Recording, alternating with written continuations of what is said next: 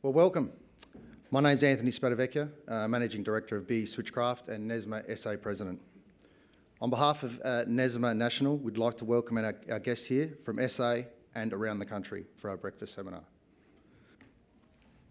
This morning we'll have a chance to hear from our keynote speakers who will talk all things regarding switchboard standards and keep us informed about the new details within them. I'd also like to thank our sponsors that made this possible this morning. Our platinum sponsor Schneider Electric, our gold sponsors IPD and NHP, and our bronze sponsors APS, LTEC and MCA. Let's show our support to the sponsors, and after the seminar we'll be able to browse back through the displays and talk to the representatives. We're in the infancy of an electrification boom that we haven't seen in generations.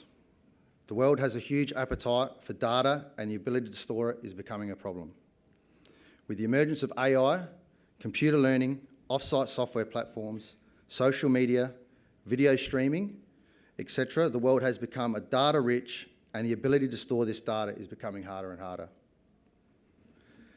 Data centres currently consume approximately about 2% of the energy demand in Australia, and over the next 10 years we will see consumption grow to 10% of all energy within our country.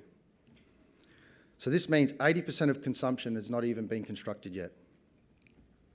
The demand for electrical infrastructure and energy demand is further complicated by the government's energy sustainability plan of 82% renewables by 2030. We currently have 40%, so we're currently almost halfway. With a plan of reducing fossil fuels, generation to renewables with solar, wind, hydro, battery, hydrogen, these projects will be hitting the market. So the electrification boom is at both ends. The supply end with renewables and the demand end with AI and data centres, plus the normal growth in buildings, hospitals and normal infrastructure.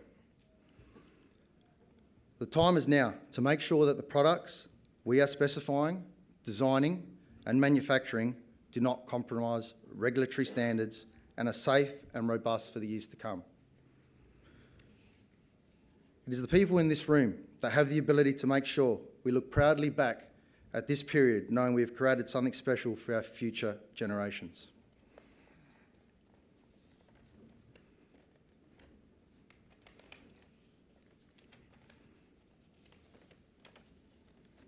On that note, I'd like to invite David Webb to the stand.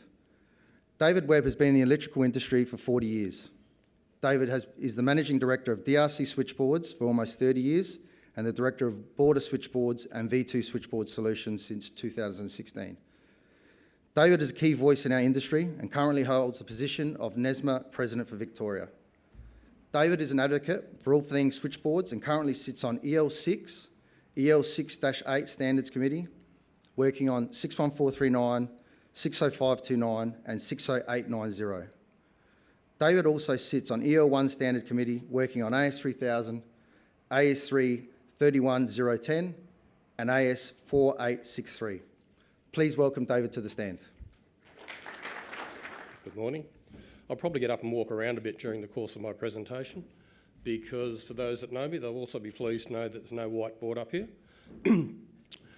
Before I start, I'd like to acknowledge the First Nations people where we gathered today. Our First Nations people truly were the first inventors and the first engineers with a tradition that goes back 30, 40, 50,000 years. And we acknowledge the elders past, present and emerging. So we're going to talk today about, and there will be equipment failures along the way, I promise, for those that know me. It'll be no surprise. Anthony told me before I start to be nice, and I promise I'll be nice, but if I get a bit rowdy, Anthony will pick me up. Guarantee he'll pick me up. So, we're all here as professional people, and I look around the room, I see a large number of consulting engineers and end users. I think it's fair to say that after 7 or 8 years, that the new standard, when it's 7 years old, is a bit of an oxymoron, but we're using 61439, or at least I hope we all are. Later on, you'll hear a presentation from Jeff Davis, and he'll talk about aspects between 3439 and 61439. And I have a different presentation for another day if you're interested on the absolute similarities between those two standards. And we'll be able to show why there is no difference, and future work will see 3439 no longer being called up within this bill AS3000. So let's see how we go. The purpose of the standard. Oh, by the way, all the words you see on my screen today will all be from the standard, or in the case of 61439 Part 0, the technical report. So nothing you're going to see up here will be a surprise to you. You can go home, because everybody here has their copy of 61439, don't they? The reason for 61439 was for the standardisation of assemblies. Without going into all of the words, because I'll get tongue-tied along the way, but basically it was to remove confusion resulting from misunderstanding of the 3439 series. Currently, Australia is at least one edition behind in the 61439 IEC standards, and part of the other working groups will be to bring our older standards up to current.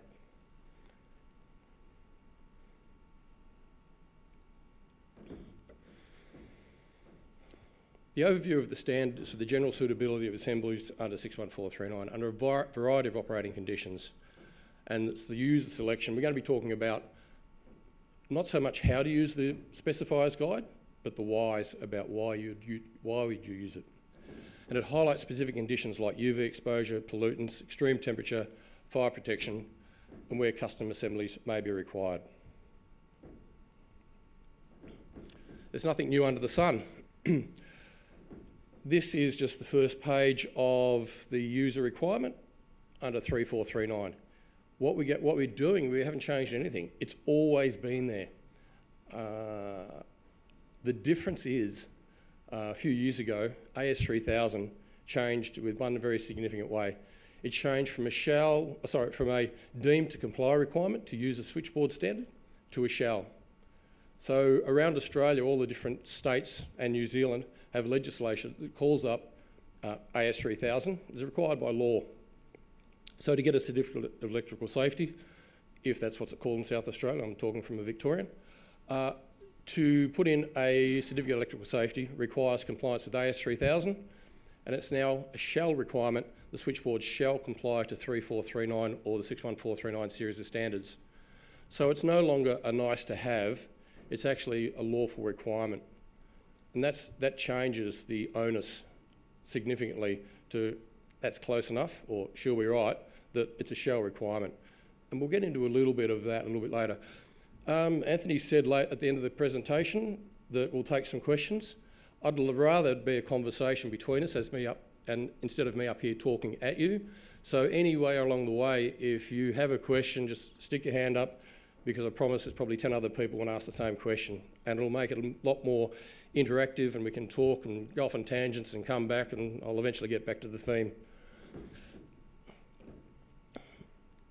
This is from AS 1136 1980, and again it's only the first of several pages. So again, nothing new under the sun. This is going back 30, 40, 50 years. As to when you're asking for a switchboard, we need to know. We're not the designers of the electrical installation or the reticulation. You ask us to build a switchboard, we'll build it within the parameters that you ask for. This is out of 61439 Part 0, and in this case it's in Part 0. It has different templates for use for the different standards. In this case, I've just selected a couple of slides to talk about, and this is the first one. We have, first line, earthing systems.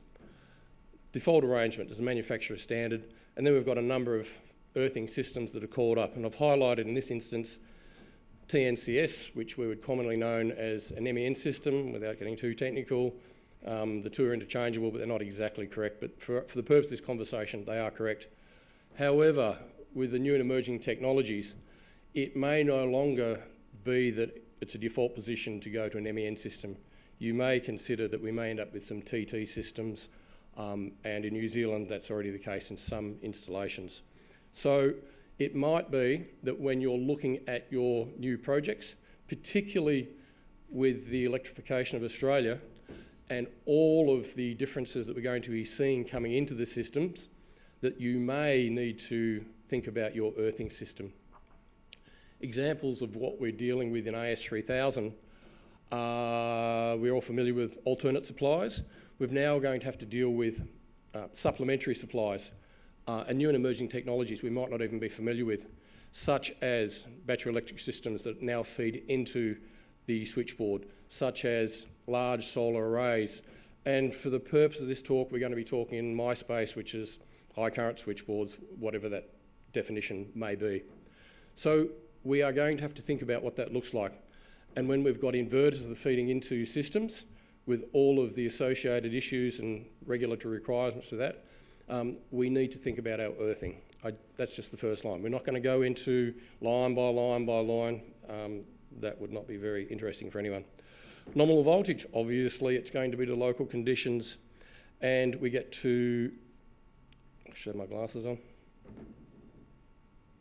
Transit over voltages and things such as what that is going to be. Minor stuff, just depends on the local supply conditions.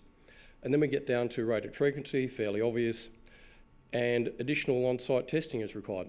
Again, no real big deal or any deal breakers in there. However, further down, we get to prospective short circuit current, ICP. That's determined by the electrical system. Obviously, we need to consider upgrades that might happen in the future. And interestingly, quick sidebar, the NCC is doing some interesting work with electrification of Australia, and that comes out every 3 years. And at their last EL1 meeting, they discussed additional space requirements for future electrification of Australia. And that would need to be reflected when an installation may no longer have gas connected. New installations may require additional space for additional cables, bigger riser mains, more space within the switch room, or space within the switchboard. If all of a sudden you're getting rid of a large source of supply being gas, you need to think about what that might look like for upgrading of the electrical system. That'll be an interesting challenge because from my experience, we can't get our switch rooms large enough for what's currently required, forgetting what's required for the future. We then get to short circuit protection device. It's my understanding that around Australia that there is no longer the ability to bring supply in from the street onto a switchboard with a main bus system with main switches or various main switches. That goes back to a long, long way, and in Victoria there's multiple installations where you're coming straight off the street supply onto a set of bus bars and you've got main switch, all main switches for the whole installation. So what does that look like? AS3000 already says that we shall do a discrimination study. Who does it? Well, to do your certificate of electrical safety, all it says it shall be done. We as NESMA members are often asked to supply that service, and we willingly do it. However, again, we are not the designer of the electrical reticulation system. So when's the right time to do a discrimination study? Generally a good idea to do it at the start, not at the finish. I could tell you horror stories of a data centre where the discrimination study was done at the end and it didn't discriminate. And there was hundreds of thousands of dollars needed to be spent, upgrade trip units, zone interlocking and the like. So when's the right time to do a discrimination study? At the start. Does that fall within the scope of the consulting engineer? I don't know what your design brief is. All I know is our design brief is to build a switchboard, and then somewhere along the line, the contractors say, oh, well, you know all about that stuff. Can you do a discrimination study? Yeah, no problem, we can do it. Do you want me to tell you if it works or it doesn't work? If it doesn't work, that's not my problem. So you'll probably find most electrical switchboard manufacturers will offer the service to a discrimination study, but they'll also say, hey, we'll do your study, but if it doesn't work, that's your problem. So again, when's the right time to do it? At the start. Is that within the tender documents? Maybe. We'll touch upon what that might look like in the future. And then the last line item in this little slide is data associated loads contribute to short circuit current. Circling back to what I said about supplementary supplies, alternate supplies and the like, we can't know what they look like and what those additional loads are. but we need to know to design the switchboard correctly. So let's talk about some terms used. And again, it's not a lesson on how to read the standard. I'm simply pointing out that the world has changed and we've got different terms. IPK, ICW and ICC. I'll probably just circle down to the ICC for the moment, which is the conditional short circuit capacity of the switchboard. As I said, we no longer have supply coming in from the street onto a main bus system. It's got a short circuit protection device in there, a low voltage one, and I believe around Australia it's a mandatory requirement. Where's it located? It may be in the retail company substation, or I think there's still some supply authorities around Australia, or it might be a requirement for it to be in our switchboard as the main switch, and it can be the main switch and also the supply capacity control device. In New South Wales, they must have a separate SCPD, and then it must feed the main switch for the installation, and somehow they're meant to discriminate, which is a challenge for the guys in New South Wales. Not sure what the situation here is in South Australia. It might be similar, it might not. So my question is, and I said most specifications, is 50 kA for 1 second the correct wording in a modern specification? Certainly you may want to have a bus system within that switchboard that's rated for 50 kA for 1 second, but is that the right way to specify a switchboard, particularly when you read it in conjunction with the user template for 61439? Just a question. And then we get to design and verification.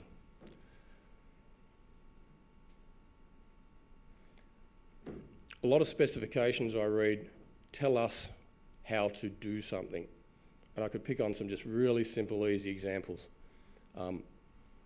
Many times I see, we want to have a chrome-plated pintle hinge or a 3-point lock with a CL001. Great. However, you've also asked for a 61439 compliant switchboard. So if you're telling me to put your switchboard with chrome-plated pintle hinges and a 3-point lock, all of a sudden the person that says that's what I want, you've just become the designer. Because I'm not designing that, you've told me what to do. Whereas all switchboard manufacturers will have tested their design to 61439. It may or may not have what you've asked for. So is it correct to ask for these minute details when actually what you want is a switchboard that's fit for purpose and being tested 61439? Examples would be our major sponsors here today are Schneider and IPD and NHP. They all have modular switchboard systems. They've spent millions, hundreds of millions of dollars testing their product. To my knowledge, none of them will have a chrome-plated pintle hinge and a CL001 lock. So, do you really want to specify how to do it and take that design responsibility on for yourself? Or do you want to use the knowledge and experience and the millions of dollars of testing that says it's the right product and is fit for purpose for your installation? Okay, I'll try and read and talk at the same time, which is a bit like trying to walk and chew gum, and I'll stumble along the way. Without getting into all of the minutiae, the user application assembly usually requires 4 main steps: the definition or selection of service conditions and interface characteristics. The user should specify these characteristics. The design of the assembly by the manufacturer to meet the arrangements, characteristics and functions, particularly application. The design will generally be based on previously developed standard assembly arrangements, characteristics and functions. For assemblies or manufactured assemblies where the design is not previously proven, design verification carried out by the manufacturer and routine verification carried out on each assembly by the manufacturer. And for further information on the design and routine verification carried out by the manufacturer, see clause 14.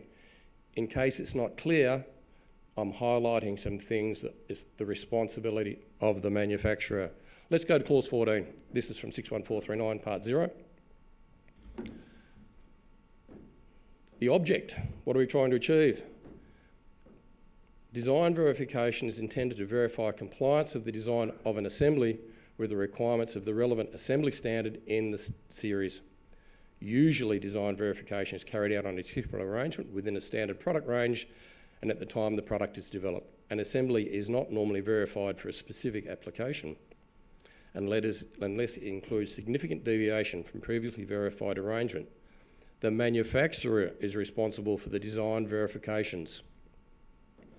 An assembly which is verified in accordance with 61439 series by an original manufacturer and then manufacturer assembly does not require the original design verifications to be repeated if the requirement instructions specified are provided by the original manufacturer are fulfilled. For those that, I hope you're all familiar with the concept of the original equipment manufacturer and the licensed assembler. Can I embarrass everybody to put up your hand if you're not familiar with the differences between the two? Good, it's understood. Just in case, the original equipment manufacturer would be the likes of your Schneider or your L-Steel or Cubic or others, and that's the original equipment manufacturer, and then you have licensed assemblers. They're the guys that would be typically building the switchboard. Methods. The design of all assemblies should be verified in accordance with the relevant assembly standard. Where permitted by the relevant assembly standard at the manufacturer's discretion, design verification may be achieved by one or more of the following: testing, a structure comparison, and assessment via calculation, and the application of strict design rules. So please, when we put in our workshop drawings for approval, can we please no longer ask for, can we see your type tests? Because that's only one way. It's not the only way. So to ask for detailed type tests is outside of what the standard that you actually asked for. 61439 specifically does not, well, apart from the fact that type tests, those words no longer appear in 61439, they're all verification tests.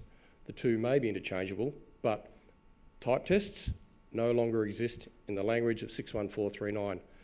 And for us to give you some of those reports, if required, in some instances can cause more confusion than simply accepting the fact that the switchboard has been verified by the original equipment manufacturer.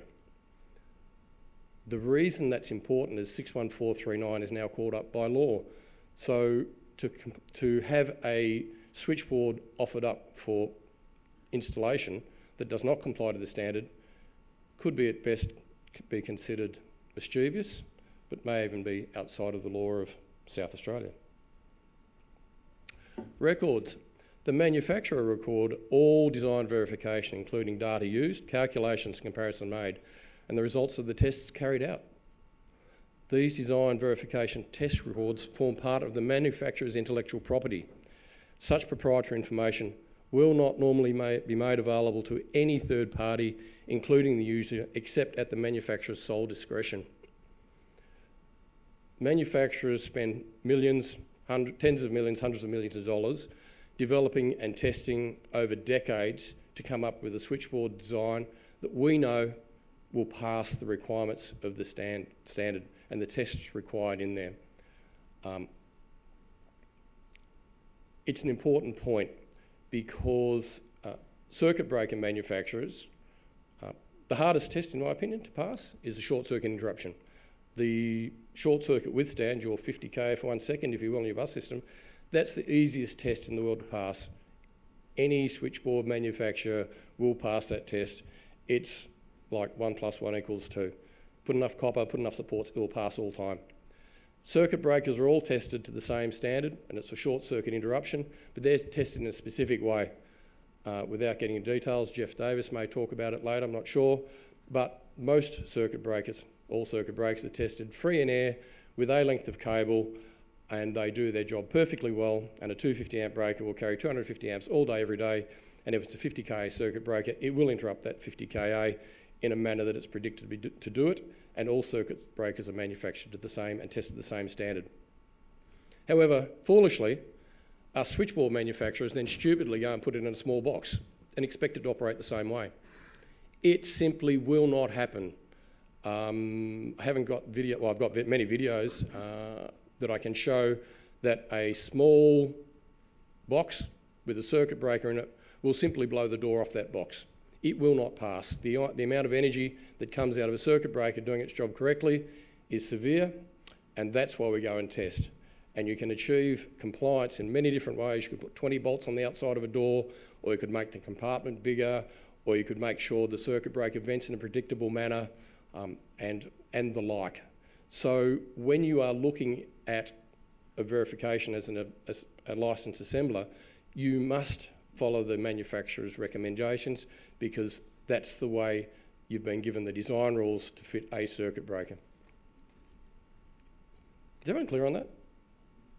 Yeah, it's a fundamental point. By the way, if you've got a fuse switch in the box, yeah, good job.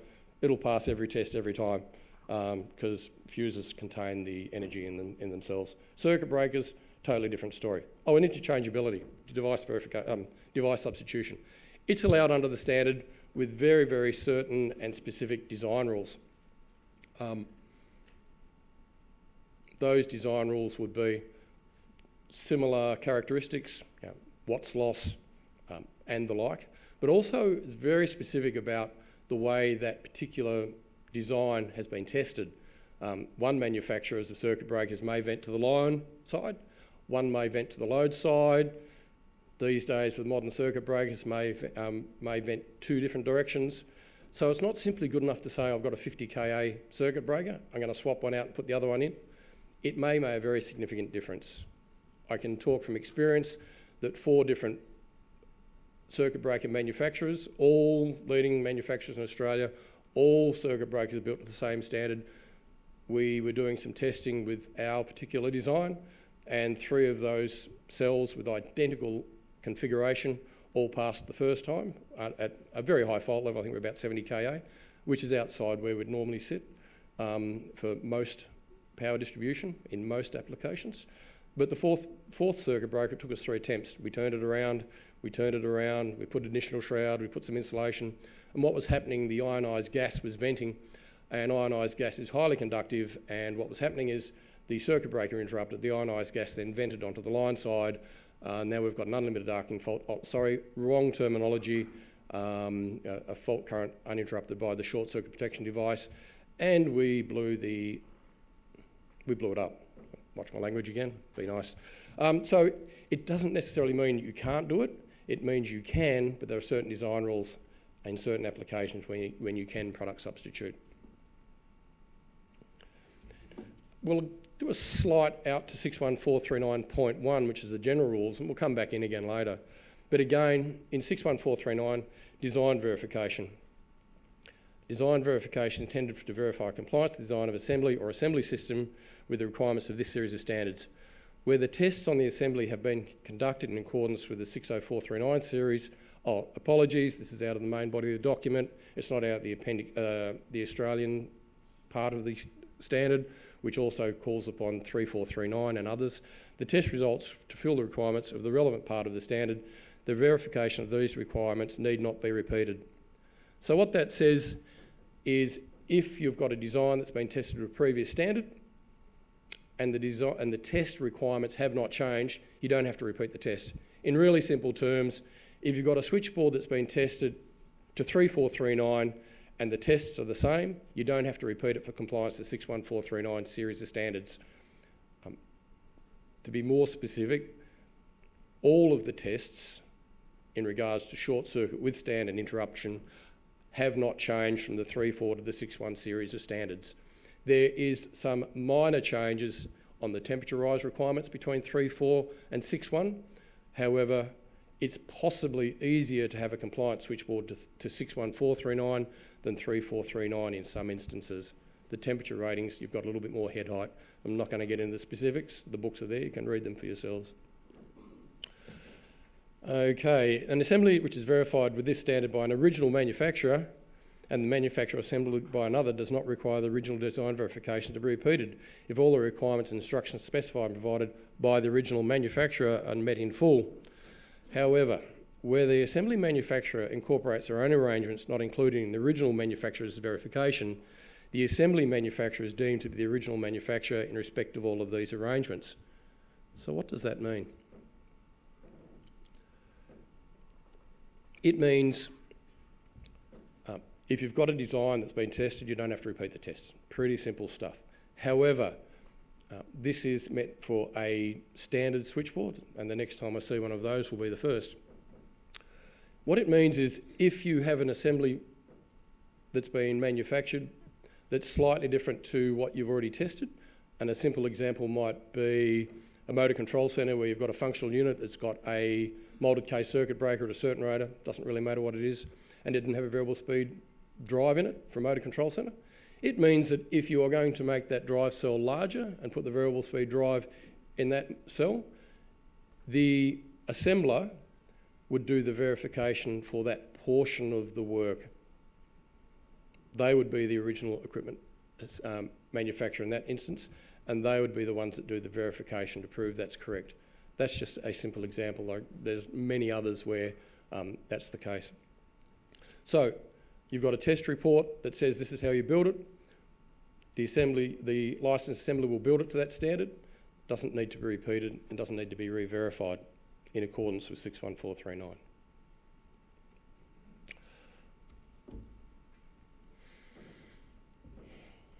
So, any questions so far?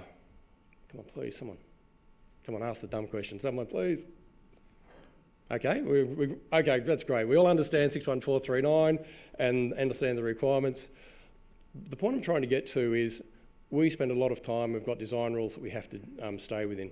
And when we're giving a design to come up with a switchboard for your installation, we have to comply with the laws of the land. And to do so, we have to follow design rules. So when we produce our workshop drawings, where does the obligation lie for verification of our workshop drawings? Now, in our instance, we will do a set of workshop drawings to our client, which will typically be the electrical contractor, which will go to a consulting engineer via a builder. It goes up the stream, then comes back down, and they've all got approval stamps all over them. But they're all stamped, oh, yes, we've approved all of this, but it's still your responsibility. We know that.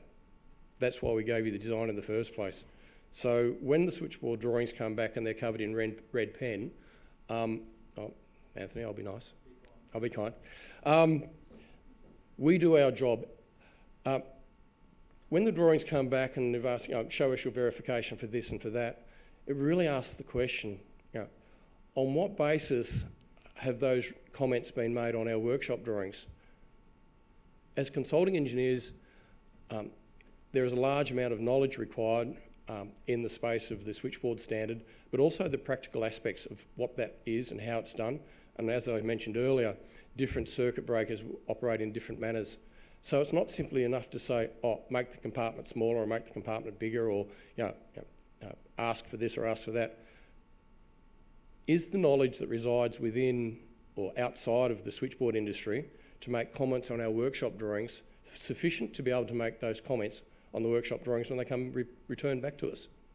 It's very, very acceptable to say, oh, we've made spelling mistakes or we need more spare spaces and it was in the design brief, and we can have all sorts of argument about what was in the design brief. But when we have a specification with pages and pages and pages of how to build a switchboard, whether it's chrome-plated printle hinges or whether it's three-point locks and the like, when you write that into your specification, it makes it extremely difficult for a switchboard manufacturer then to offer a fully compliant offer back to you, because we've got the design rules we must follow. So when you're asking for a 61439 compliant switchboard, is your specification correct for the manner in which it's intended? 61439 Part 0 and 61439 Part 1 have a user agreement in it. And the user agreement is a detailed instruction to us of what you need. It is perfectly acceptable within that user agreement to nominate special service conditions. However, nowhere in the standard does it tell us how to build a switchboard. It simply gives us the results to be achieved.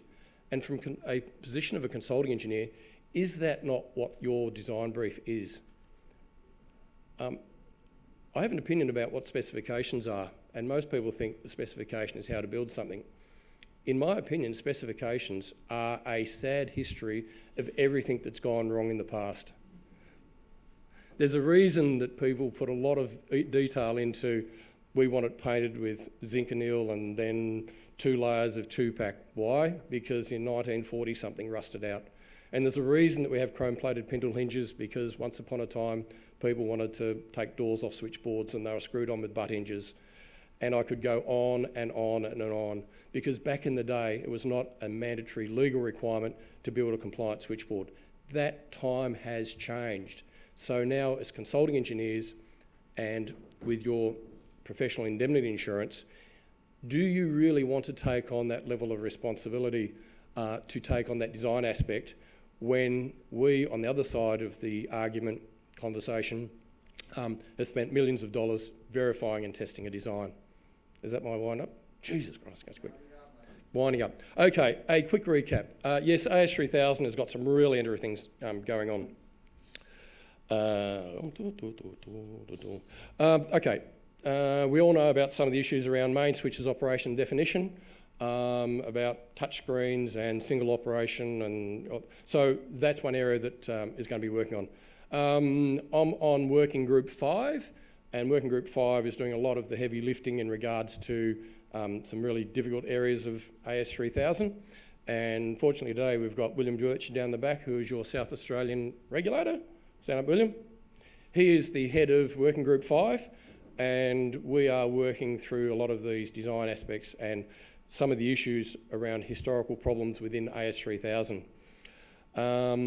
Part of the design brief we've presented to EL1 committee, and we've explained the similarities between 3439 and 61439 and why there is no difference between the two standards, and why therefore there's no reason to remove 3439 from 61439 with all the confusion that brings about. There will be some work done in the space with switchboard and room clearances, some other minor points that we're going to deal with. Interconnecting cables. We all know, and it all happens every time, where you've got 2 large switchboards with 2 incomers and a bus tie, and we connect the 2 cables, which connect the 2 switchboards with cables. You could argue that that is non-compliant with AS3000 because one switchboard has got an isolating device and the feed coming the other side does not. It could be considered to be a sub-main, it's got to have an isolator. So everybody does it. The intention is to give those cables a name and give you some safety requirements on how you do it, and if you do it, what those safety requirements are, and then allow it to happen. And we had one other thing in here, auto transfer switches, can they be a main switch? And the like in that space, to try to remove some of the confusion about what can and can't be done, and some of the fundamental issues within AS3000. And a quick side, AS3000 is not a how to build electrical installations for dummies. It's read in the manner that unless AS3000 says you cannot do it, you basically can. It's a different mindset that you have. And in other world space, as touched upon previously, and I mean other world space, I'm on EL1 from my field of expertise, which is switchboards. When William and the others talk about damp situation and downlights, I go and have a sleep. But they're doing a lot of, other subcommittees are doing a lot of work in the MEN system and earthing. A huge amount of work is being done by another working group with alternative, supplementary and other sources, and all of those problems. That's going to be a fundamental change to the way we all think. And that leads into rethinking the myopic vision of AS3000, which was a source coming into an installation and then distributed amongst that installation. In this brave new world, we're going to think about alternative supplies, islanding, and we don't know what's coming in the future. It might be hydrogen cells, huge battery electrical supply systems and inverters and the like. We're going to end up with mini and micro grids within installations. So AS3000 needs to rethink what it's doing and the safety measures around what that looks like. An example would be a large solar array into a large switchboard, where previously you might have a short supply capacity control device set at 800 amps with 3,000 amps potentially of connected load with a discrimination study done, but the bus system is rated to the supply incoming device.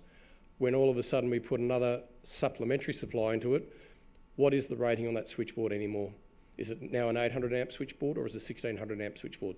These are the sort of things that AS3000 needs to consider, and will do so. EL1 is also doing a lot of housekeeping, just general stuff that's been missed along the journey. But also, with the restructuring of EL1, the committee is now split up with an executive and working groups and the working group committees and the main committee of EL1.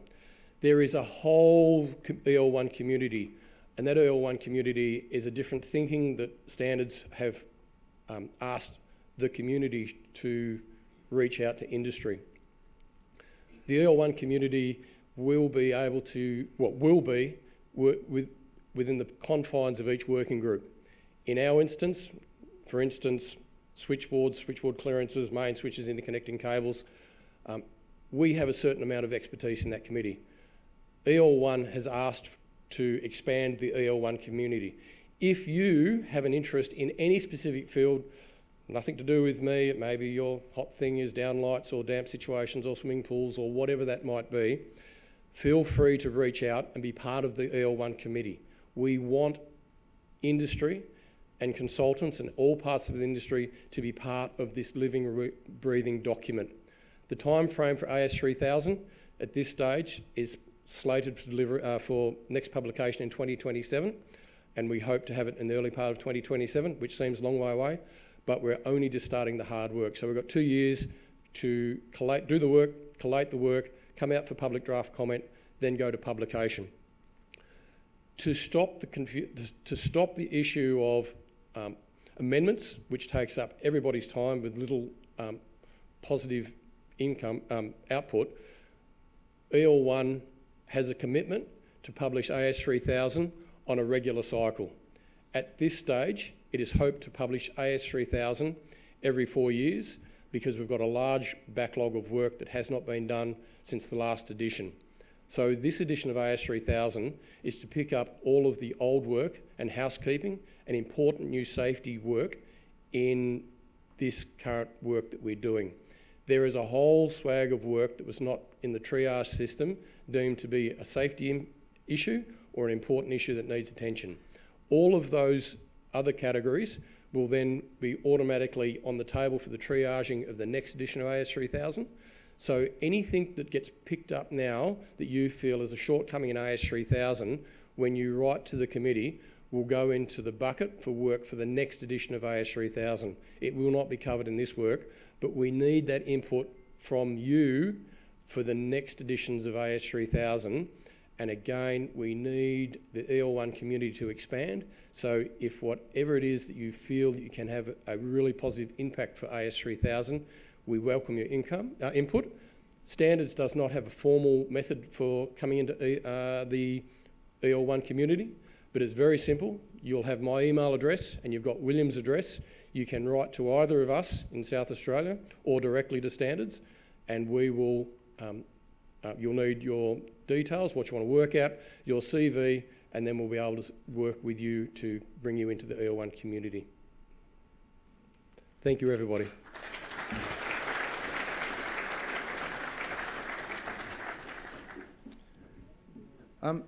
I'd like to invite Chris Ware to introduce the next speaker.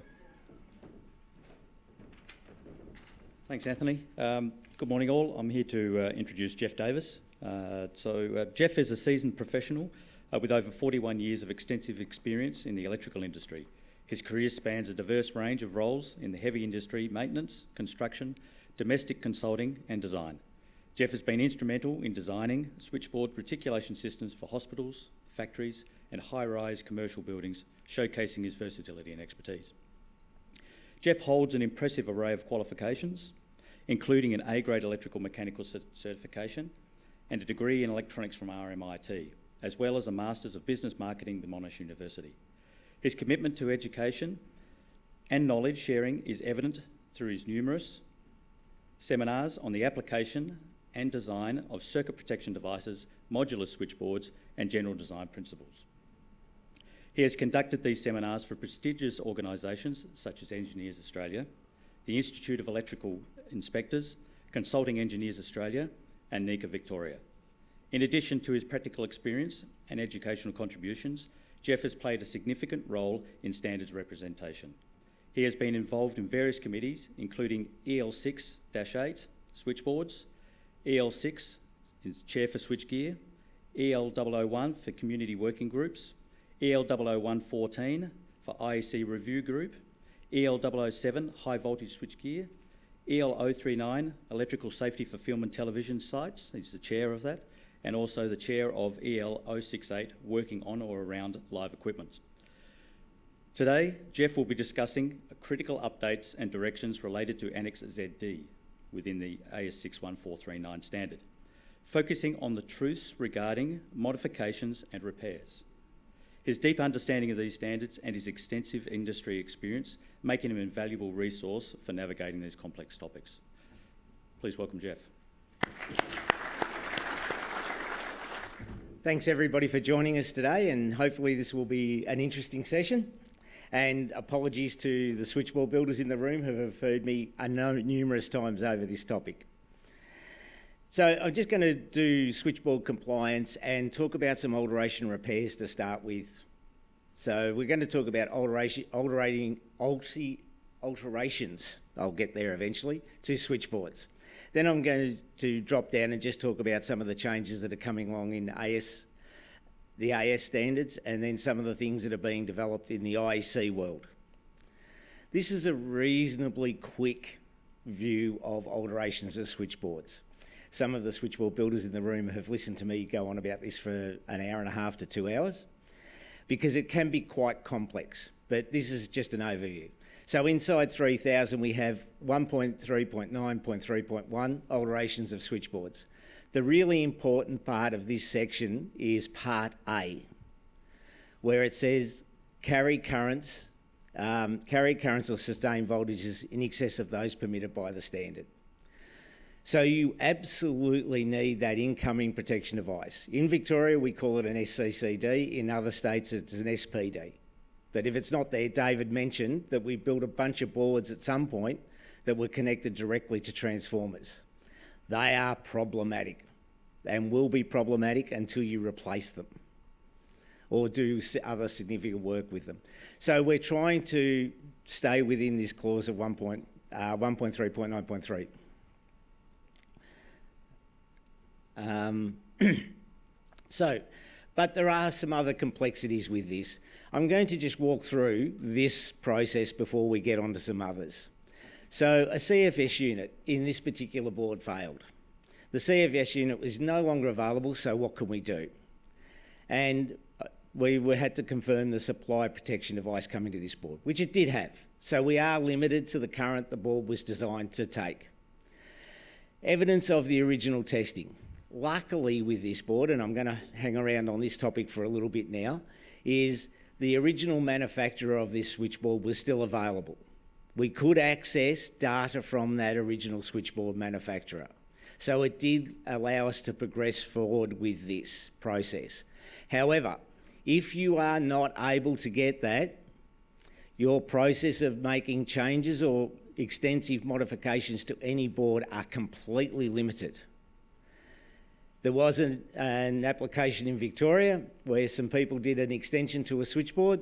They copied the original switchboard fantastic.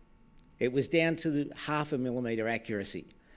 They had no documentation from the original switchboard manufacturer. They had no evidence from the original switchboard manufacturer.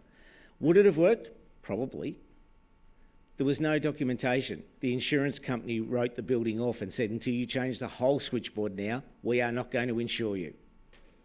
That was the end of that insurance for that building until they got it changed.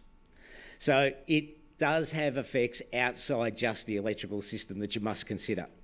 So evidence from the original manufacturer and some of the materials that they may have used in their testing may now no longer be available. Can you then go forward? It's not tested.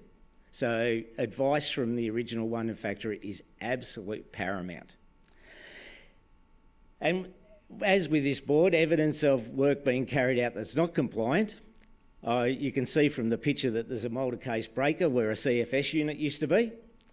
And the other things that we assessed when we looked at this board were the general conditions of the board, bus bar supports, fatigue in the bus bar supports. Is the structure of the switchboard still sound and reliable? Been to another board similar to this that, as David said, it rusted out and was falling down, and they wanted to make a modification. I suggested that the mere fact it was at a 45-degree angle because half of it had rusted away was probably a reason not to do anything. And are the external circuits still suitable? So when we start to consider this, the thing that I see with this type of board is this moulder case breaker put in. Let's investigate this quickly. Based on the documentation of the board from 1136, it was designed for CFS units. We were able to talk to the original manufacturer. We got the original data. And they were involved in the process, so we were able to lean on them quite heavily. But the thing here is I want to investigate putting a moulder case breaker in because this is absolutely something you cannot do. A CFS unit produces less heat than a moulder case breaker. Moulder case breakers produce a lot of heat. So temperature rise in the module cannot be maintained. So I've used 61439 because more of us have read this than some of the older standards. So clause 10.10, you are going to fail because you've put something in the same size box that runs hotter. It will fail. Your terminal connection points are going to exceed the maximum temperature. It will fail that clause. Then let's move on to the module itself, where the module was designed for equipment that essentially did not have an exothermic reaction. Fuse. We've all seen a fuse blow. It's pretty uneventful most of the time. Has everybody seen a circuit breaker open? It can be quite exciting. There's a lot of gas expelled from a circuit breaker when it opens and a lot of temperature expelled.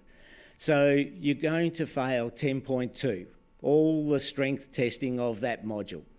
Fuses, back in those days, and I was around in those days, as a few of the other switchboard builders in this area, those modules were welded closed. We made little pipe bombs. But with fuses, because they expelled nothing, great job.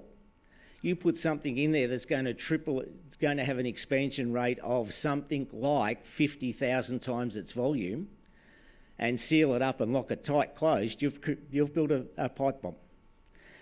And as we saw from the picture earlier, where the breaker sat, there was a nice little window. That window, when I stood at that switchboard, was at my face level. So if I was standing looking at that board and that breaker opened in anger, I was going to wear somewhere around 2,000 degrees C of hot gas. Super, super dangerous doing those sorts of modifications to fuse boards. Also, just when we get down into the door strength, I mentioned the door strength, the short circuit strength of the switchboard, even the bus bar system. They were all designed for the fault current. They were all designed for the stresses that were given to them at the time. They weren't designed for circuit breakers that then have an additional shock. When these breakers open, if they're not bolted down, they jump about a foot off the table, at least. So that's a significant shock into the bar system on top of the already forces that are there. So we start to fail 10.11 and all the tests that are around those ones. So if you do a modification to a board, do not change a fuse to a circuit breaker. You have now made that board completely non-compliant from that point on. I'm not going to ask if anybody's done that because as we've learnt with this, and I will fess up, and as we learn more about the standards, learn more about technology, we all made those mistakes way back. We don't make those mistakes today. The education is out there to understand these points.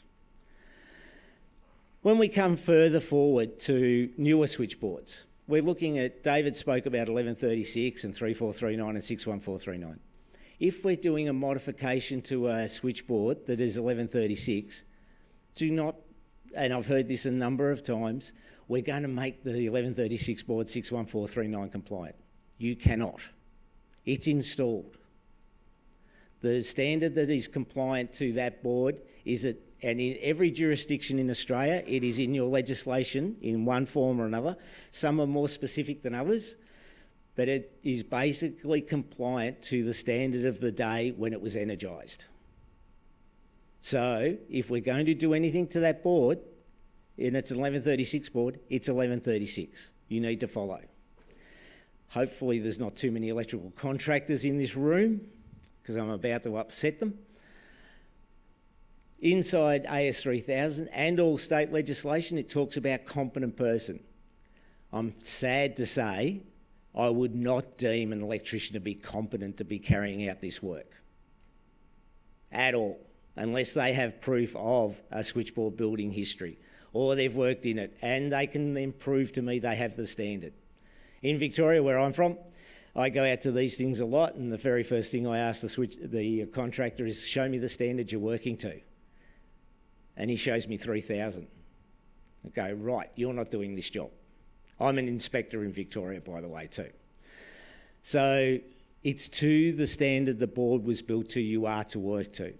You can do some other modifications to switchboards in that if there's a spare space, we can add another device because we're not voiding 1.3.9.3.1 because we have an incoming protection device.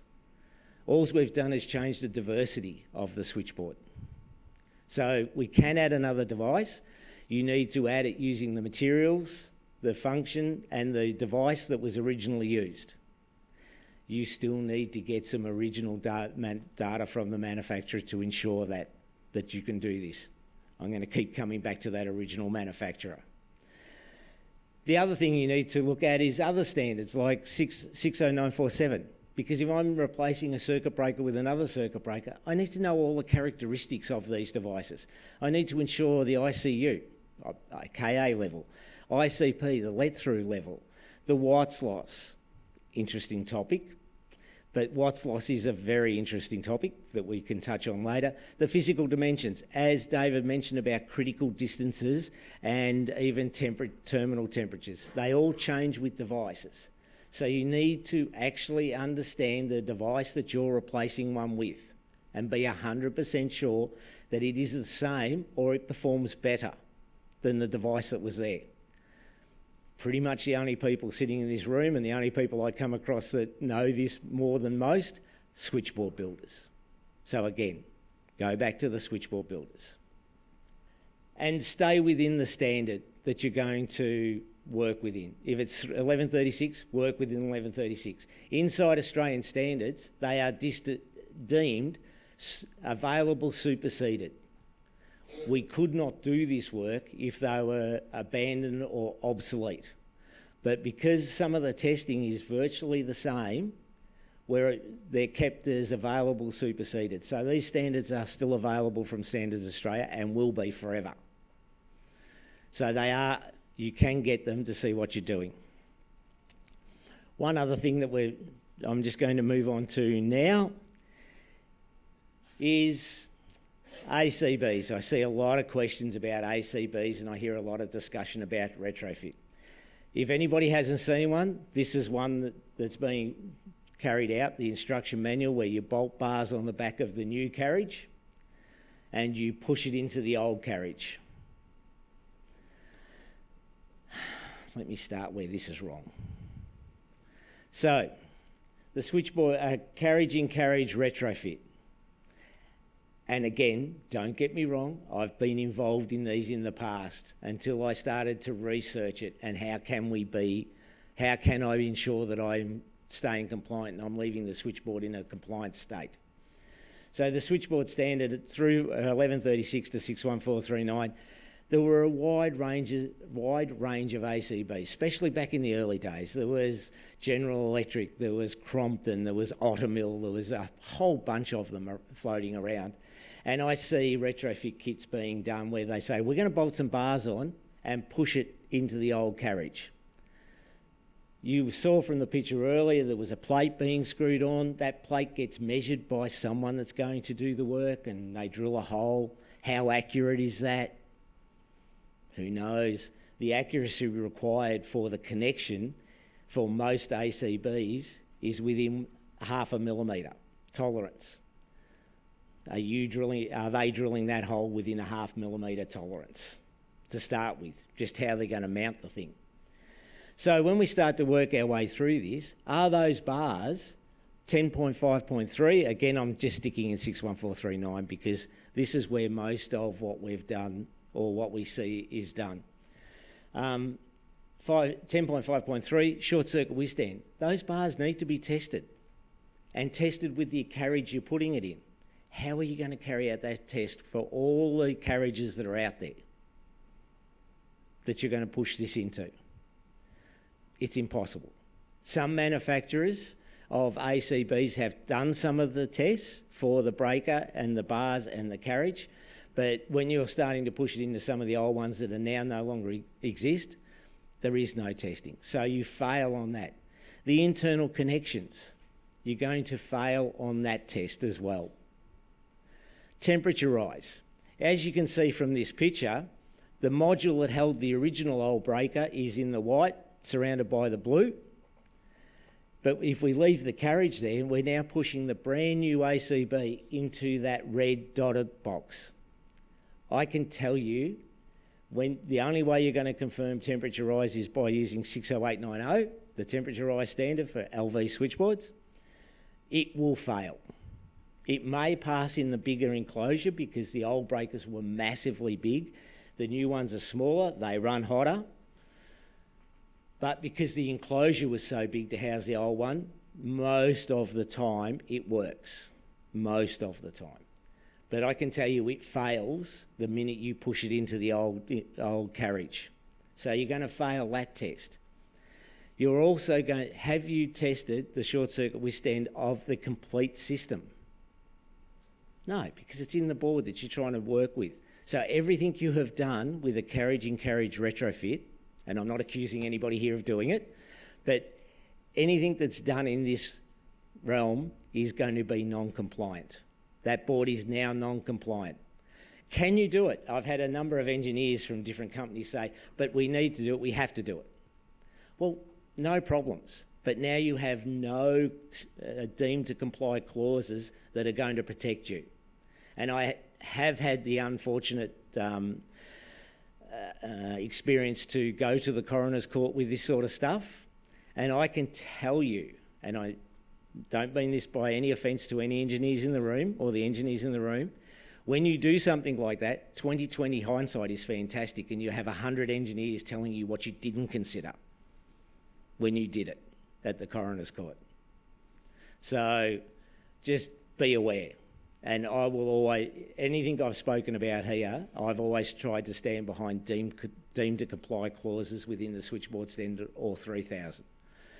But if you do it any other way, you're going to step out into engineered solution. Now it's your professional indemnity. So as far as I'm concerned, that is something that cannot be done.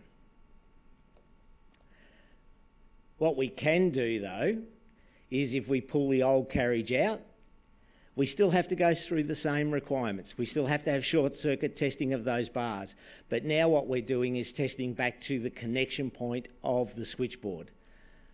You can do that, but you've still got to have the tested bars. You can do the temperature rise by 60890 inside the box. Again, it must pass. Internal connections, you're bolting them together now. And the internal connection of the ACB body and the ACB carriage is guaranteed by the manufacturer. So we can do that. So as far as I'm concerned, this is a doable solution. Sometimes. Sometimes it fails. It's not, just because I say it's a doable solution, it doesn't always work. So just be careful stepping across that line when you consider some of these steps. Always get the original manufacturer's data where possible, and if you can't get it, the caveat I'm going to put on this scenario is you could be in trouble. You really need to get back to the original manufacturer's data, or at least have them involved if they're available. In summary with the alterations, understanding the standards, understanding when you're in 3000 and when you're outside 3000 and in other standards, because 3000 stops at the four walls of a switchboard. Inside the four walls of a switchboard, you're inside the switchboard standard. Understand when the alteration will be compliant and not compliant. There's a call out here, NEMA and BS 4070 are not referenced in any state's legislation anywhere. You cannot work on those boards. Everything you do to that is going to be an engineered solution, and it will be your responsibility. But once we drop down to 1136 and 3439, 61439, they do reference each other, and they're all referenced in legislation somewhere. So that gives us the ability to do this and have documented evidence. Again, being boring about this, get the original manufacturer stuff where possible. And if the original manufacturer says, no, it can't be done anymore, accept it. Because now if you continue on, you're doing an engineered solution all on you. That's a very quick one. There are bunches of other things that can be done. Happy to talk to anybody afterwards. Just keeping an eye on time, Anthony. Just talking about the standards. Currently inside Australian standards, we've got 61439 Part 1, 61439 Part 2, and 60890 up for revision. We're moving from, in 61439 1 and 2, we're moving from Edition 2 to Edition 3 in Europe from the IEC standard. So you can pretty much see, if you have access to IEC standards, where we're heading. There are a bunch of Australian changes. To make it easier, there was a big discussion inside Australian standards. We're going to put national variation boxes into the standard now. So you no longer have to go to the end, read the Australian thing, go back to the original clause and see what's changed. The national variation box will be directly under the clause. There's a variation for Australia. It will make it much easier to use. You don't need 7 fingers on one hand, each poked into the standard at a different place. So I think this will be a big step forward.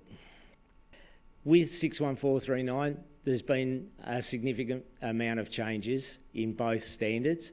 Nothing major for the switchboard builders, but there are some things coming. And one of the things that came out of this was testing for solar gain. Europe have gone down this track and they find it's a significant effect on the switchboards that are standing out in the sun. Significant effect. So don't be surprised if there's something in the new standards regarding solar gain and solar gain testing for boards standing out in the sun. Sorry, I just forgot to mention that.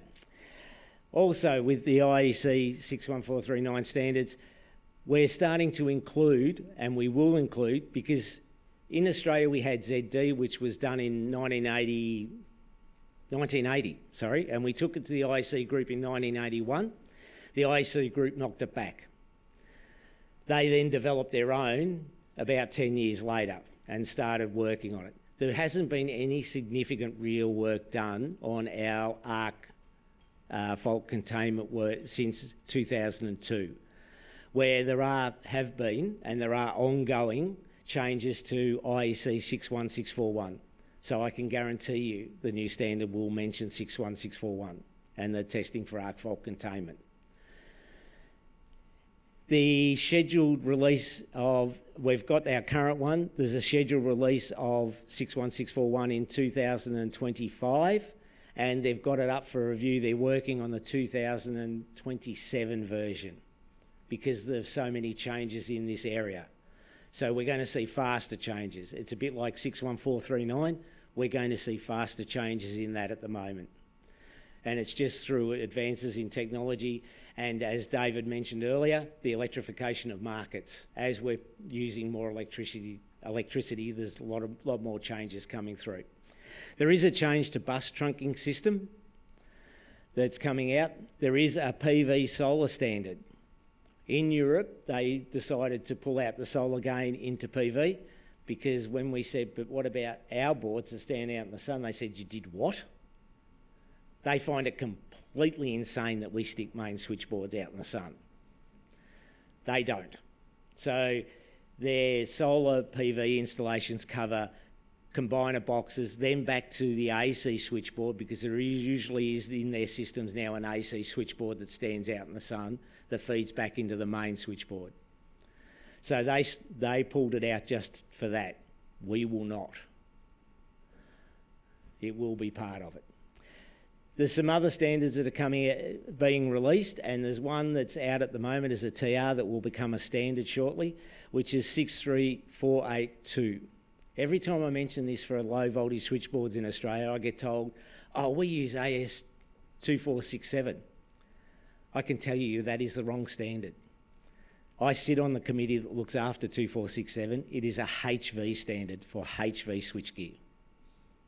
Not interested in LV. There's a new version of it coming out, probably released first quarter next year, and it will specifically state for voltages above 1,000 volts now, up to 145 kV. So this standard is a great standard. It talks about the things that should be done for switchboards and the sort of work you should do to maintain a switchboard. It should be included in every specification now, I think. Also, as a companion to 61641, we've got 63107. In America, we have the IEEE with arc flash, which is worrying about putting people in PPE and Category 4 suits that they pass out in because they're too hot and then fall across bus bars, as one case in Victoria just recently. The IEC are looking at other ways of mitigating this. So we have 61641, arc fault containment. We're also looking at 63107, which is arc fault mitigation systems, the speed they operate. How do you install them in boards? What are the effects of putting them in and getting this done? Great standard. And I'm not privy to it, but I'm thinking they were talking about making 63107 a standard by itself. I'm thinking it will be a section of 61641 the way they're talking. It will just be included into 61641. Just the way they're speaking. That's a guess. That is a complete guess on my part. But they're rounding the two together every time.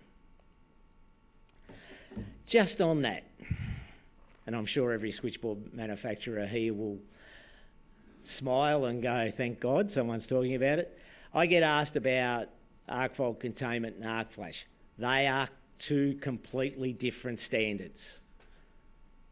One is about putting people in PPE, and in fact, it's putting people in PPE as IEEE 1584 and NFPA 70E, and it's about them working live in switchboards.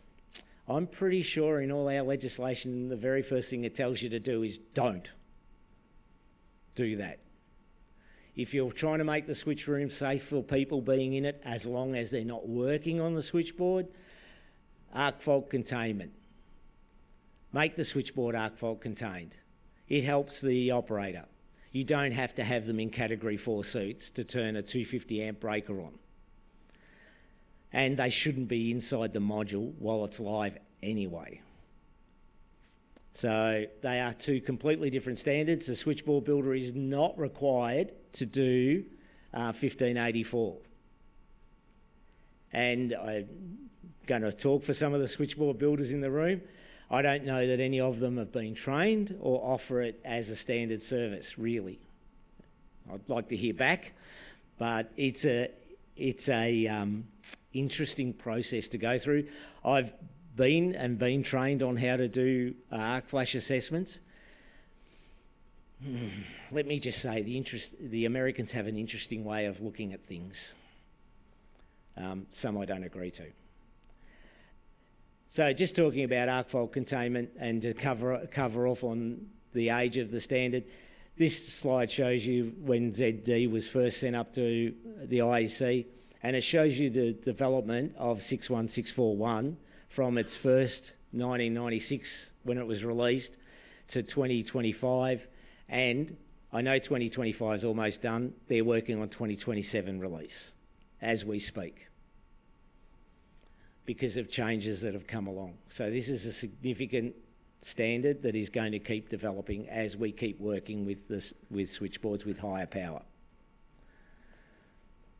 In summary, arc fault containment testing is continually being developed and refined in 61641 and in other companion standards that help limit arc fault mitigate arc fault systems.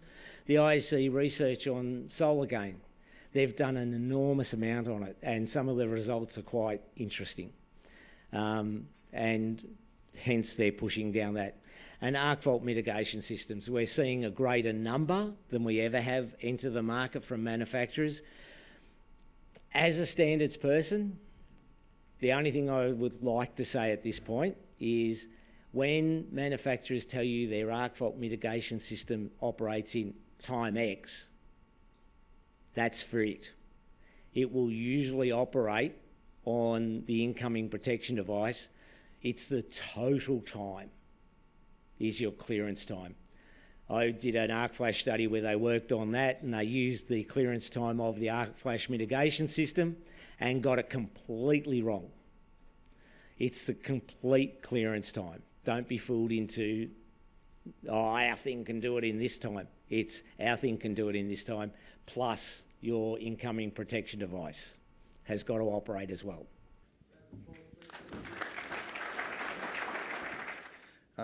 On that, I'd like to welcome our platinum sponsor, Schneider Electric, and we do have a keynote speaker, Beck Barford. Beck Barford is the National Channel Manager for Switchboard Manufacturers and Contractors. Could you please welcome Beck Barford? Thank you.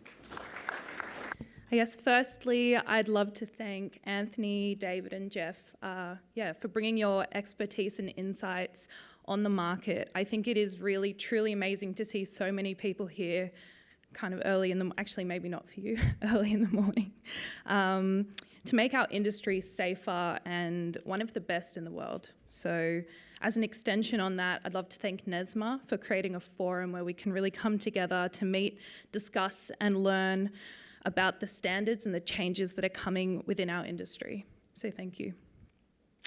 It's an absolute pleasure for us at Schneider to sponsor this kind of event and be a part of it. A term that we have at Schneider is impact maker, and it's based on our values. I really do think every single person in this room within your businesses, but also in an extension of the industry, you're all impact makers, and it's great to see. So I know that I'm one of the last people standing between you and your next cup of coffee, so I might just, if you can spare me a few extra minutes of your attention, I want to talk a little bit about partnership and what that means to us at Schneider. For those of you who don't know me, I recently started as the channel manager for switchboard builders and contractors across Australia and New Zealand, but I've been at Schneider for almost 4 years now, and we hear the term partnership thrown around quite a lot. And starting this role, I really was thinking about, what does that actually mean? What does it mean to the business? Sure, but to me personally as well. There's a few key principle terms that come to mind when I think about partnership, whether it be in business or in our day-to-day lives. The first one being trust. Trust and reliability is really important. Setting mutual goals and partnering with the right people to help us achieve what we want to and grow into the person that we want to become. But also something that I think gets overlooked is the mutual learnings that come from being in a partnership. Being in a partnership with the right person to help us grow, become better and evolve. And I think that that's something that Schneider is aiming to be and driving to be within our industry. So I'm sure you're all aware of it, but the electrical industry is rapidly changing in Australia. I think the impact of data and AI in the data centre space, the rise in digitisation and cybersecurity that comes with that, policies around decarbonisation and sustainability that will eventually drive down and impact everybody in this room. It's really important that we work together and stay on top of that. This is who we want to be to you at Schneider. We want to be the partner that helps you navigate what's coming and keeps you on the front foot. I think as a very large global business, it can be, Schneider is a very big, complicated beast. I'm sure everybody here understands that. We have a lot of moving parts all over the world and in Australia, which means we can provide a full solution. I think it makes us quite unique because we can leverage our global experts as well as our local experts to really understand what's coming, innovate on new offers, have research and development to help drive specific solutions that help you deliver your business day to day. In saying this, I think groups like this coming together to discuss very specific local standards and policies, it's really important, and we very much invest in that too within our business with the likes of Lucy, Finlay and Andrew Mew, who I'm sure most of you know.